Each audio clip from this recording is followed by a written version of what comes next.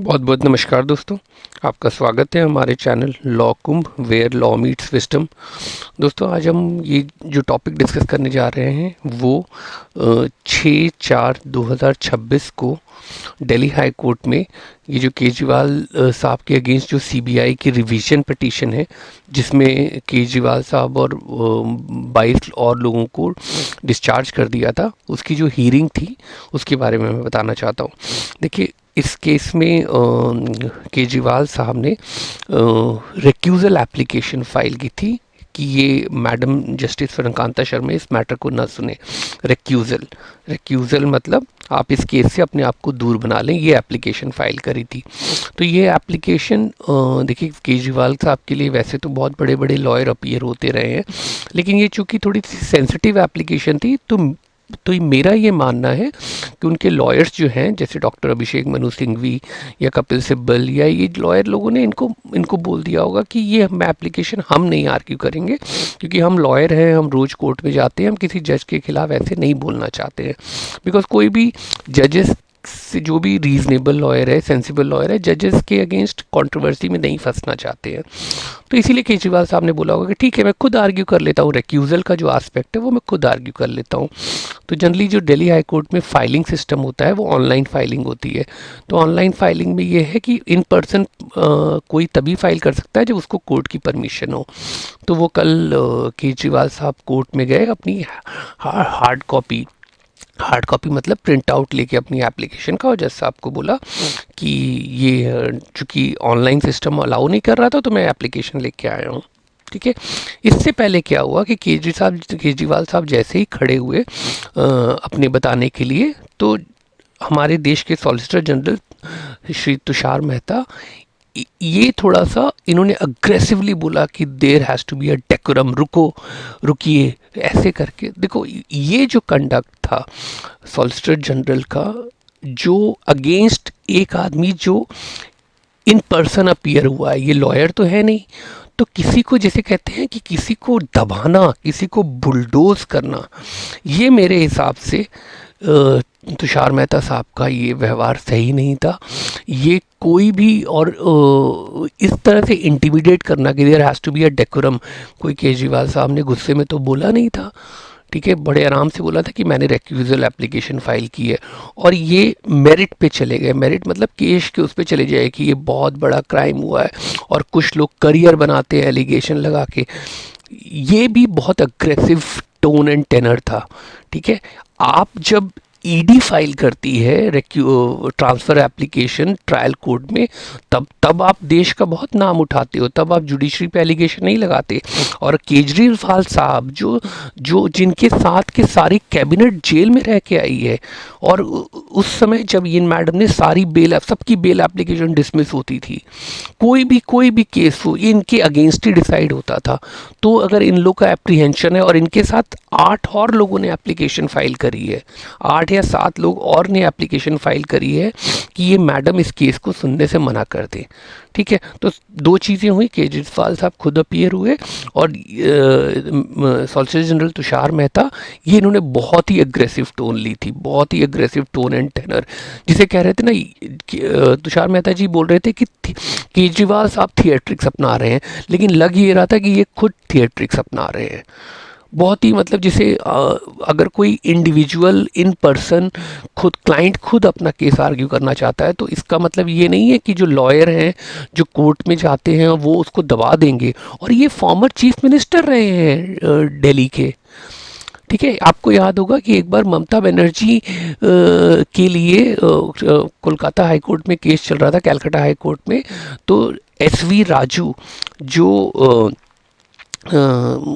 ED के lawyer थे, इन्होंने कुछ ऐसे शब्द बोले, तो डॉक्टर मेनका गुरुस्वामी, ये भी यूट्यूब पे अवेलेबल है, उन्होंने बोला आप एक सिटिंग चीफ मिनिस्टर के लिए बात कर रहे हैं, आप ऐसे शब्दों का कैसे इस्तेमाल कर सकते हैं। तो सिमिलरली ये सिटिंग चीफ मिनिस्टर नहीं है, लेकिन एक्स चीफ मिनिस्टर तो हैं, वो खुद कोर्ट में आए हैं, तो आप इसे इतना बेइज्जत कैसे कर सकते हैं, इतना डरा धमका कैसे सकते हैं। ठीक है, ये था। और अब मैं बताता हूँ कि कोर्ट में हुआ क्या। कोर्ट में ये केजरीवाल साहब इन पर्सन अपीयर हुए थे, और तुषार मेहता साहब, जैसे मैंने बोला, aggressively, very visibly aggressive stand अपनाया उन्होंने, और डेकोरम की बात की। ठीक है। देखिए राइट टू सेल्फ रिप्रेजेंटेशन ना, ये कोई ये फेवर नहीं है, ये राइट है। और तुषार मेहता साहब ने ये भी बोला जज साहब को कि जज साहब ये हमेशा अभी आर्ग्यू करेंगे कि ये अगर ये अभी आर्ग्यू करते हैं तो बाद में इनका कोई भी लॉयर अपॉइंट होने का इनका वो ख़त्म हो जाए, राइट ख़त्म हो जाए, आप रिकॉर्ड कर लो ऑर्डर में। तो केजरीवाल साहब ने बोला कि अभी तो मैं रेक्यूजल एप्लीकेशन में तो खुद आर्ग्यू करूंगा, लेकिन अगर बाद में मेरा राइट क्या होगा मैं बाद में देखूंगा। तो इसमें तो एक और हैरानी की बात हुई कि तुषार मेहता जी कैसे बोल सकते हैं कि ये बाद में भी यही आर्ग्यू करेंगे। अरे उसका राइट है, रेक्यूजल एप्लीकेशन लॉयर्स नहीं आर्ग्यू करना चाहते हैं तो क्लाइंट खुद आर्ग्यू करना चाह रहे हैं। तो इसमें क्या है, ये जैसे ना कि जैसे आपके पास कुछ है नहीं बोलने को तो आप अग्रेसिवली कुछ भी बोलते रहो डराने धमकाने के लिए। बहुत ही मतलब बहुत ही जिसे कहते हैं ना अनबिकमिंग ऑफ सॉलिसिटर जनरल, इस तरह का आपने अग्रेसिव स्टैंड लिया। और सॉलिसिटर जनरल का काम सिर्फ वो नहीं है, सरकार के लिए अपीयर होना नहीं है या डिपार्टमेंट के लिए अपीयर होना नहीं है, आपको एक बैलेंस बनाना है लॉ और अपनी आर्ग्यूमेंट में, अपने क्लाइंट के बीच में।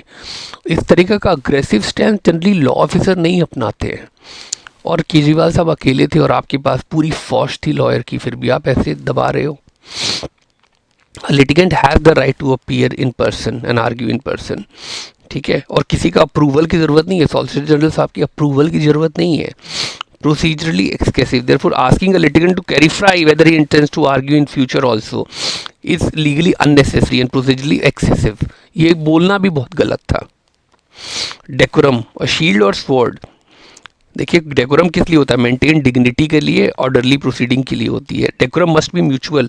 और इस जो लग रहा है, अगर ये यूट्यूब में अवेलेबल है उस दिन की रिकॉर्डिंग, आप लॉ चक्र चैनल को करेंगे, उसमें देखेंगे, आप प्रोसीडिंग देख लेंगे, आपको खुद ही दिख जाएगा कि अग्रेसिव कौन था, डेकोरम को कौन फॉलो कर रहा था। केजरीवाल साहब डेकोरम को फॉलो कर रहे थे, सॉलिसिटर जनरल साहब भी नहीं फॉलो कर रहे थे इतनी अग्रेसिव टोन में, जैसे कोर्ट को रिक्वेस्ट नहीं कर रहे हो, रिक्वेस्ट वर्ड यूज़ कर रहे हैं लेकिन वो ऑर्डर के फॉर्म में बोल रहे हैं।